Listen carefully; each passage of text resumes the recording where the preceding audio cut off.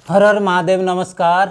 आपण मानक आज मु जंगली जड़ीबूटीर गोटे परिचय करेबी। आज से मानक कहबी जो मानकर मलकंठ पाइल्स जो मानकर रक्त पड़ुछि मशा बाहरे बाहरी से मानक सबुठारु श्रेष्ठ उपचार हेउछि मलकंठर यही जड़ीटी। यहाँ देखंतु यहाँ औल बोली कहती। यहाँ छोटिया समय जो समय फूल न फुटी थी से समय यहीपरि देखा जाए। यही गछ तल मानक थाए जंगल मानक थाए।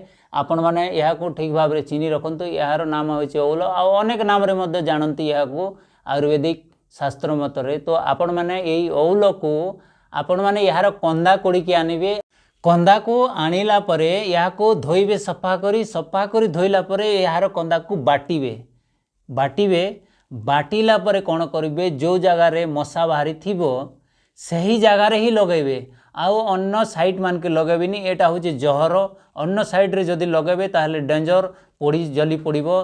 तो यहाँ को टिके सतर्क व्यवहार करेंगे। जो जगार मलकंठर जो मशा बाहरी थी सही जगार ही लगेबो। अन्न जगार एपटे सेपटे लगेबे नहीं। यहाँ को ध्यान सहित व्यवहार करेंगे। यहाँ हूँ गोटे डेंजर जिनिस। या घा करदेव ना जदि एपटे सेपटे लगेबे सावधान रे यार व्यवहार करेंगे। तो धन्यवाद। यही वीडियो को आपण मैंने लाइक करंतु आउ चैनल को सब्सक्राइब करंतु। यही परी आमे आयुर्वेदिक रो ठीक उपचार रो जानकारी आपण मानकु देबो। यह बेसी परिश्रम आपण को करबा को पड़िबो नाही। आजिकाली लोक माने ऑपरेशन हेउछंती ताहले आपण अति सहज रे भले